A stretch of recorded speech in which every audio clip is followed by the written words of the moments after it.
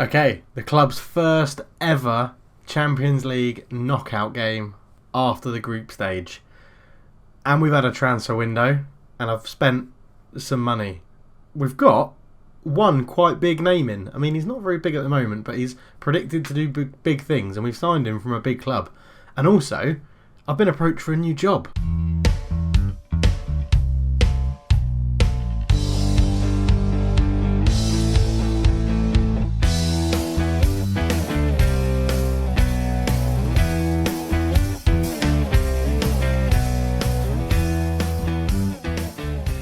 Hello everybody and welcome back to the NK Maribor Save. I am Cultured Left Foot and it's a pleasure to have you with me.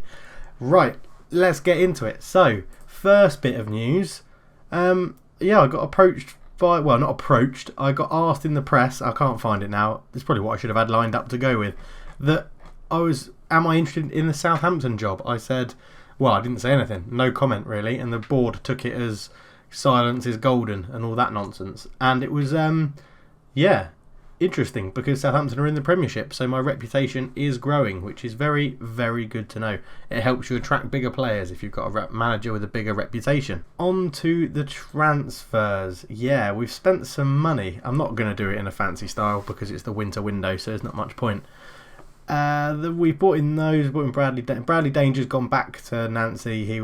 We weren't playing him in his loan, so there's no point in keeping him. We've bought in Yabu Mahalangu, a youngster on loan. We've sent him straight away out on loan to AJ Auxerre in France. Look at those physicals. He's 18, South African. Scouts were pretty impressed with him, think he's going to be good. Even if we sell him, we'll be able to sell him for more than 275k. So he's in the van, another youngster. After him, Marco Grujic. He is the big name player we bought in from Liverpool. We paid 6.25 million for him. I think it's a bit of a bargain, to be honest. Okay, he's never really done well at Liverpool, but his stats are awesome. He's going to really help us out. He's our highest earner at the club on 41.5 grand a week, but he's 28.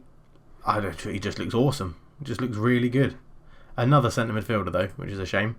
Zan Selar comes back to the club from Derby. We sold him for like 7 million. And we bought him back for 3.9. Again, never settled outside of Slovenia. Never did really well for him. They played him a lot, but I don't know, he just didn't settle for them. So he's here. He's agreed to be as a backup player, but I think he'll do well. He'll do pretty well for us, I reckon. He enjoys Slovenia. He's a homegrown player for the Champions League as well, so it's all pretty good. After Zanzela, Ahmed Falata came in. Now, the scouts found this guy and they were raving about him. Again, we've sent him out on loan straight away. But he's got 33 senior international caps and he's only 19, so pretty impressive. His stats look good. He's a winger on the right hand side, 675k he cost us. As I said, we've sent him out on loan straight away. He'll be learning his trade away from the club for a while. Mia Djukic, because we've overpaid. It's 2.2 million we paid for him. He's 20, he's Slovenian. Again, it's homegrown. The main reason I bought him is because it's so much fun buying your rival's best player.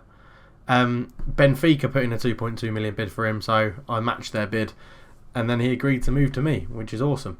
He's actually been playing very well for Olympia, and again, it will probably turn out that we sell him on for a bit more money because his potential ability is there, but it's another homegrown player and it's useful for us in the Champions League. After him, Luis Tameo comes in, a centre forward, Colombian. Again, someone we've bought in and sent straight out on loan. We paid 625 million for him. He's already worth more than that. But again, great stats. We need people to start putting pressure on Zahovic because he's not playing as well as he could do. And the players we're bringing in are awesome. I think they're really, really good. On the outs, we didn't actually sell that many. In fact, we didn't sell anyone for money. It was all loans, if I remember rightly. The biggest names were Roberto Perez. He wasn't really getting game time. Only 4 games for us this season, so we've sent him out on loan to get a bit more first team football with the other centre midfielders coming in. And even Held, I wanted to keep him in the team, in and around our first team, but he was moaning that he wasn't playing, so I'd rather keep him happy and get him playing for us when he's a little bit older. But that's about it on the out. So as you can see, for the first time in quite a while, we've spent more than we got in, which is impressive for me. I don't normally do that. But yeah, so there we go. We are going to have, at the end of this season, a massive clear out of the youth team, and I think I did one 2 or 3 seasons ago, and we're going to do the same again. Anyone who hasn't got 3-star potential is going to be shipped out on a free. And apart from Abel Hernandez, there he is. He's going to stay at the club until he retires or becomes a coach, hopefully.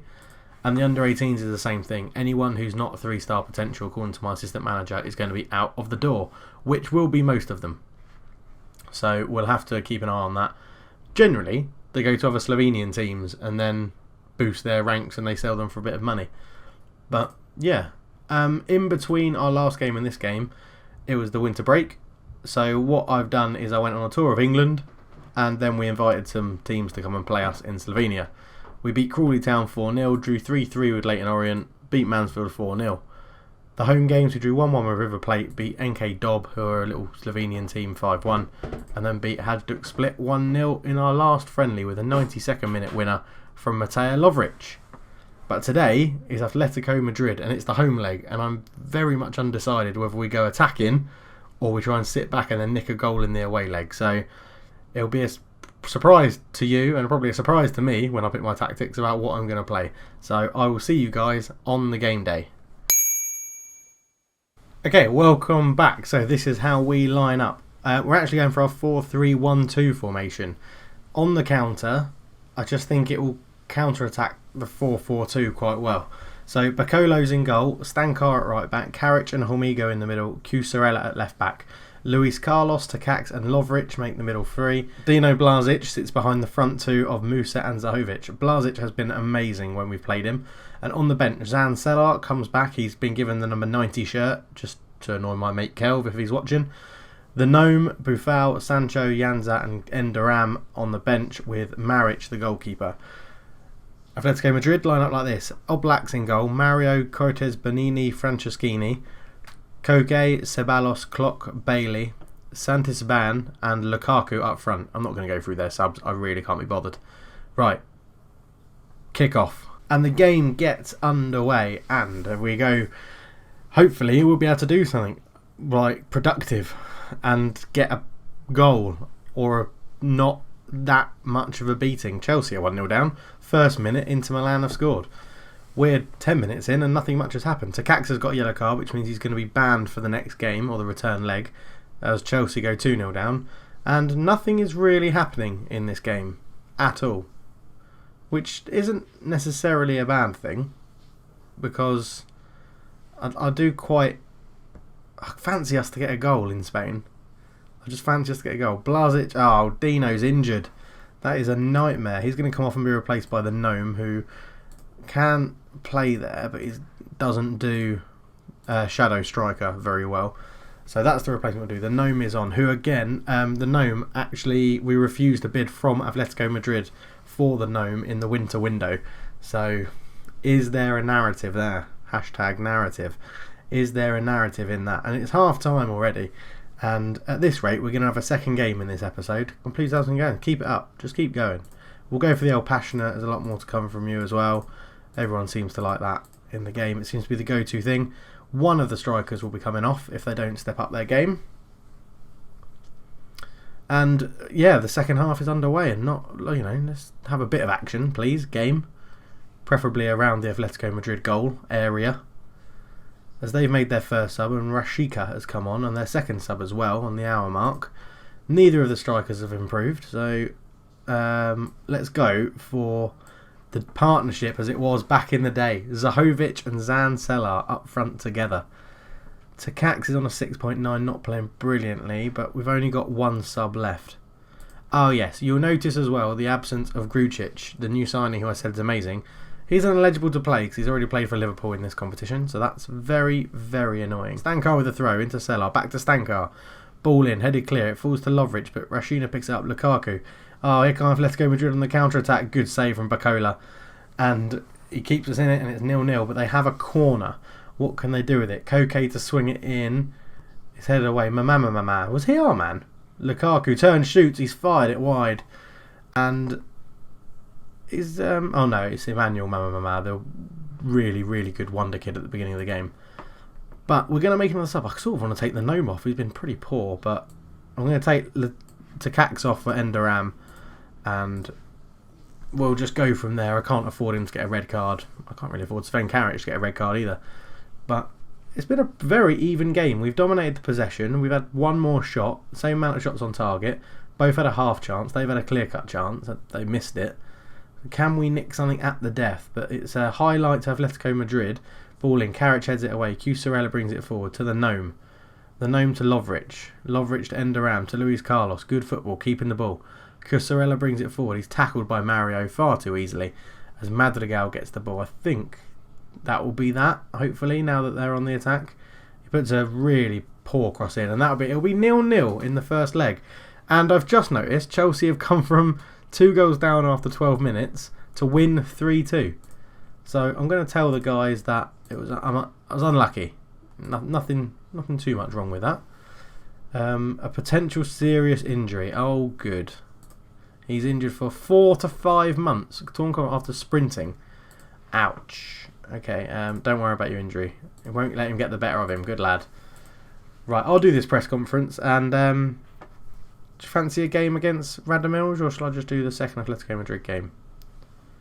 I'll tell you what, I'll do the second Atletico Madrid game. So it will be a Champions League first knockout round leg double header today. Enjoy.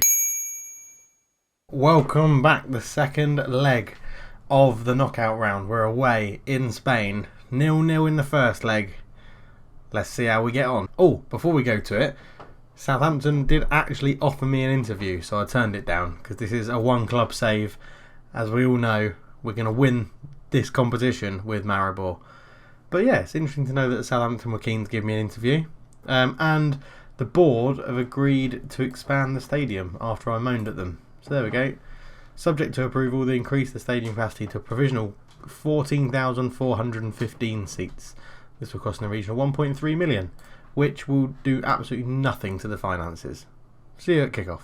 Okay, this is how we line up for this game. Bacolo in goal, Stankar, Hamigo, Pavlin and Curacella at the back four. Karic is suspended for this one. Luis Carlos, Enderam and Lovric. Takacs is suspended as well.